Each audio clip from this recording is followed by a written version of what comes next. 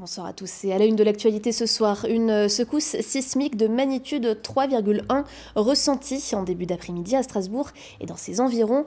A priori, plus de peur que de mal. À Strasbourg également, une centaine de manifestants en soutien à l'étudiant qui s'est immolé vendredi à Lyon et plus largement pour dénoncer la précarité étudiante. Et puis à 10 jours du coup d'envoi des principaux marchés de Noël, zoom sur Colmar. Et on commence donc avec ce tremblement de terre ressenti autour de Strasbourg vers 14h38. Enregistré par le Réseau national de surveillance sismique, ce séisme de magnitude 3,1 aurait pour épicentre le quartier de la Robertsau. Plusieurs secousses plus légères ont eu lieu le reste de la journée. Selon un communiqué de la préfecture du Bas-Rhin, aucun blessé ne serait à déplorer. Les services de secours sont intervenus à 3 reprises pour des dégâts mineurs et plusieurs bâtiments ont été évacués. En cas de réplique, la préfecture rappelle ses consignes. À l'intérieur, s'abriter près d'un mur ou d'une structure porteuse et s'éloigner des fenêtres, et à l'extérieur, se méfier des chutes de pierre et s'éloigner de ce qui peut s'effondrer. Dans le reste de l'actualité, une centaine d'étudiants, représentants syndicaux et universitaires, enseignants et personnels de l'Université de Strasbourg se sont réunis à midi sur le campus de l'Esplanade. Comme dans une quarantaine de villes françaises, ils ont voulu témoigner leur soutien au jeune homme de 22 ans qui s'est immolé par le feu vendredi à Lyon. Il entendait dénoncer la précarité étudiante. Le cortège de manifestants a ensuite pris la direction du Crous où une prise de parole a eu lieu. Par son geste, il met en avant quelque chose qui n'est pas suffisamment visible, pas suffisamment aperçu par l'ensemble de la société, par nos politiques. C'est la misère en milieu étudiant. Il faut savoir aujourd'hui qu'il y a au moins 20% des étudiants qui vivent en dessous du seuil de pauvreté. On observe également en tant qu'enseignants, en discutant avec nos étudiants, que beaucoup parmi eux sont obligés de ne faire qu'un seul repas par jour. On s'est rendu compte qu'il y avait de plus en plus d'étudiants SDF sans domicile fixe à Strasbourg. C'est un véritable problème.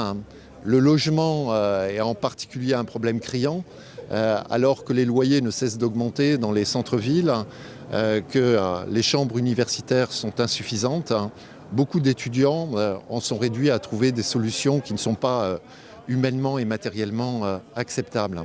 Donc je crois qu'une prise de conscience générale est en train d'avoir lieu sur la pauvreté en milieu étudiant. Je partage entièrement le sentiment de désespoir qu'a pu sentir le camarade lyonnais. On nous dit tout le temps qu'on doit se débrouiller, qu'on doit trouver un taf pour pouvoir financer nos études. Finalement, on retrouve que mener ce travail impossibilite même le fait de mener nos études. Donc on se trouve dans un cercle vicieux dont on voit les conséquences aujourd'hui clairement et qui se voit d'autant plus forte lorsque les étudiants sont sans papier, lorsque les étudiants sont racisés, lorsque les étudiants sont des femmes et se voient aussi subir de multiples oppressions. Des propos recueillis par Cécile Motz. Compte à rebours enclenché avant les marchés de Noël. Des marchés de Noël qui riment désormais également avec sécurité. Alors que les préparatifs s'accélèrent un peu partout, nous avons pris la direction de Colmar. Quelle nouveauté pour cette édition et quelles mesures de sécurité donc, Marine 6. Le centre-ville de Colmar est encore calme, mais plus pour longtemps. D'ici vendredi prochain, jour d'ouverture du marché de Noël, les rues seront bondées de monde. 1,5 million de visiteurs sont attendus sur les 5 semaines de festivités. Le dispositif de sécurité a été renforcé par rapport à l'année précédente, particulièrement la présence humaine. Compte tenu de la très grande affluence qu'il y a au marché de Noël à Colmar, si on voulait concentrer l'ensemble du public sur quelques accès avec un contrôle systématique, on créerait des files d'attente très importantes qui seraient elles-mêmes génératrices de cibles éventuelles pour des personnes qui voudraient s'en prendre au public. C'est la raison pour laquelle l'accès n'est pas contrôlé systématiquement, mais il y a un renforcement des patrouilles aléatoires. Et là, c'est la mesure juridique que je prends, qui s'appelle un périmètre de protection, qui permet aux policiers nationaux, municipaux et aux agents de sécurité privée d'effectuer des palpations de sécurité et de réaliser une inspection visuelle des sacs. Dans une semaine, les voitures garées au centre-ville laisseront place aux chalets. 184 exposants seront présents sur 6 marchés de Noël répartis sur des places emblématiques du centre historique. Cette année, une attention particulière a été donnée aux Colmariens, avec notamment un apéro gourmand qui leur est dédié tous les mardis soirs, mais aussi des nouveautés en matière de stationnement. Nous avions à gérer les indispositions et cela se comprend dans la mesure où les habitants du centre-ville rencontrent des contraintes. Il faut essayer de répondre le mieux possible à ce type de contraintes, principalement le stationnement. C'est-à-dire, nous proposons quelques 700 places supplémentaires aux riverains du centre-ville, afin que le riverain du centre-ville trouve plus facilement une place de stationnement. Le marché de Noël de Colmar débutera vendredi 22 novembre à 11h. D'ici là, pas moins de 1500 sapins seront installés dans toute la ville. Et nous vous donnerons demain plus d'informations concernant le dispositif strasbourgeois.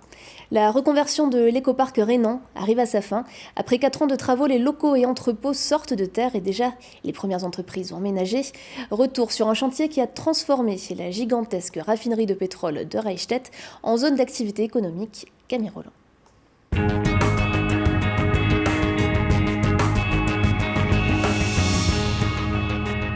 Une page se tourne sur le site de l'ancienne raffinerie de Reichstätt, au nord de Strasbourg. L'aventure d'un des plus importants chantiers de reconversion en milieu urbain touche à sa fin. 4 ans après le premier coup de pelle, l'écoparc rhénan peut débuter son activité. Une dizaine d'entreprises ont déjà emménagé sur le site. La métropole manque de foncier. Nous avons ici retraité d'un foncier et dans le cadre de la limitation de l'artificialisation des sols, il est évident que retraiter un même terrain qui était occupé par une raffinerie pour y installer une 50aine d'entreprises, c'est évidemment ne pas manger d'autres terres agricoles et faire en sorte qu'on puisse effectivement arriver à du développement économique. On passe d'une raffinerie qui occupait 250 emplois à un site qui va en accueillir à peu près 1500, 1600. C'est un lieu très stratégique parce qu'il est au nord de l'agglomération, en connexion avec l'autoroute et avec le contournement ouest de Strasbourg. Et par conséquent, je veux dire, les entreprises qui s'installent là le font à bon escient puisqu'elles savent qu'elles seront sur un point névralgique de distribution, mais aussi en proximité de la ville sans être dedans. Un lieu stratégique qui a séduit en grande partie des entreprises issues du tissu économique local, dans les secteurs de la logistique, l'artisanat, de la construction et des services. Chacune va prendre possession de parcelles de 0,5 à 10 hectares de cette réserve foncière qui s'étend sur 85 hectares.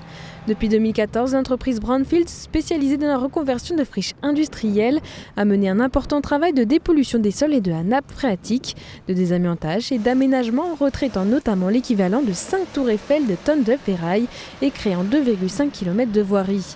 Une reconversion qui a un coût de 30 millions d'euros au total, et ce travail de dépollution ne s'arrête pas là. Ce qui est original dans ce projet, il y a 2 choses qui sont très inhabituelles dans une zone d'activité. C'est pour ça qu'on appelle ce parc écoparc rhénan.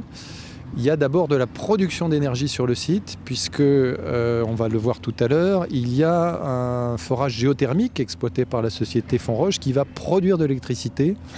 Et on produira sur ce site plus d'électricité que les industriels, quand ils seront tous là, n'en consommeront. Et la deuxième originalité, c'est que nous construisons, dans le cadre de l'aménagement du parc, une zone de renaturation de 10 hectares. C'est montrer qu'entre un parc d'activité et le dépôt pétrolier qui reste en activité, on peut réimplanter de la biodiversité, c'est-à-dire des espèces végétales et animales qui sont des espèces historiques de ces zones humides et dans lesquelles on recrée un milieu naturel pour les accueillir.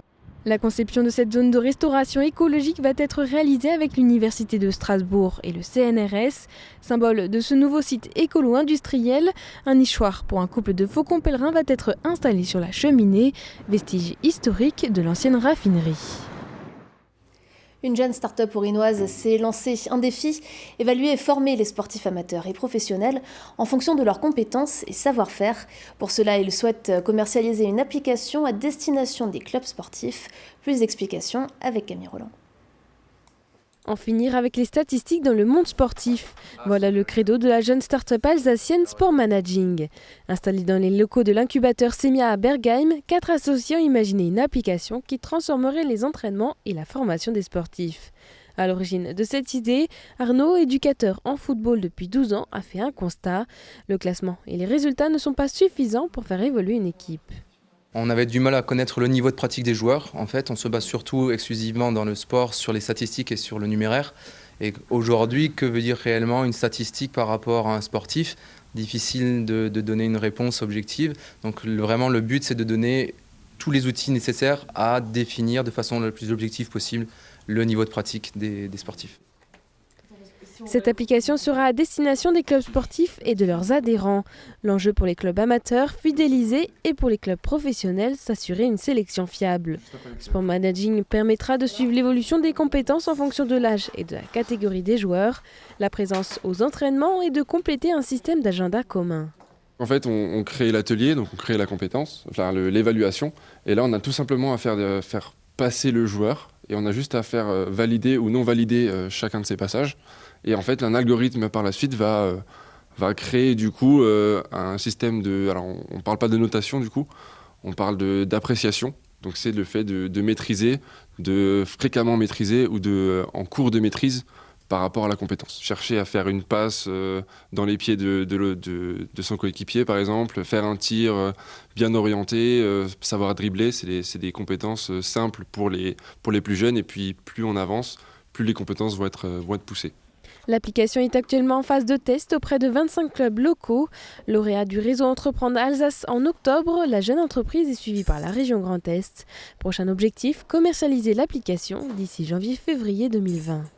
Et on finit ce journal comme tous les soirs avec l'image du jour, Oliviane. La semaine dernière, elle était élue plus belle de France dans un concours sur Facebook. Et ce titre sera fêté ce soir lors d'un apéro géant. Cette semaine, elle ne figure qu'en 3e position du classement Holidou des églises les plus renommées de France. Un classement notamment fondé sur le nombre de visites annuelles. Le Sacré-Cœur de Paris est vainqueur devant Notre-Dame de Paris également. Avec ses 7 millions de visiteurs, Strasbourg n'est que 3e. Et Reims, battu de peu la semaine passée, n'est que 7e.